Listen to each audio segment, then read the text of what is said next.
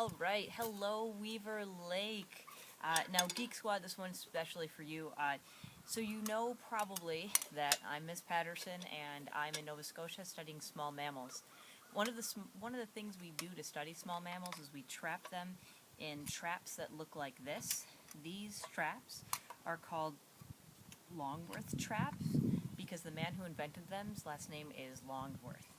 Now the way they work is you put a lot of hay, which is usually just dead grass and things, inside this main compartment along with some food, and it's usually dried grain. This time we used horse food, and then you link in the longer compartment and snap it in so it's kind of a banana shape. This way, if it ever rains or any water gets in the top part where the small rodent will live, it can drain out the front without flooding the actual rodent.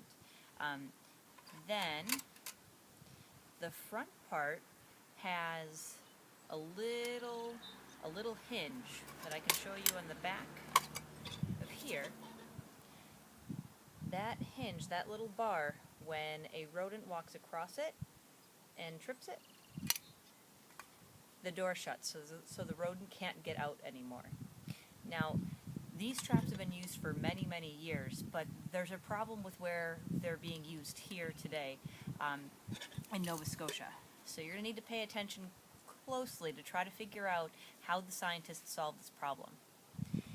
The type of rodents that are attracted to a small, safe hole like this and can fit into this hole are mice, voles, shrews, and even your curious chipmunk.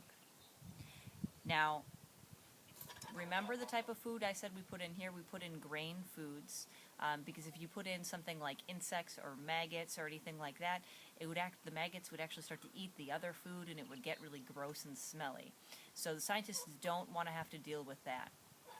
Alright, now, as far as size is concerned, the chipmunk is the largest thing that can fit inside of here, and actually a chipmunk might be able to gnaw off this metal front part. Then, going down in size, the next largest is a vole. A vole likes to eat grain and would also be able to fit into this trap. Then we have mice. Mice are slightly smaller. They also eat grain. And last but not least, we have the tiny, tiny shrew. Now, shrews eat insects. That's all they eat. And they fit through a space that's about the size of, if you look at your pencil, about the tip of your pencil. Now, the scientists needed to figure out a way to let one of these mammals out because there was no food for it and it would starve. I'm wondering if you can figure out what animal they needed to release from this trap without needing to go check it and open it up, and how they could do that. So how could they create something that would actually allow that animal to leave this trap without letting the others out, because they want to trap all the others. Alright, good luck.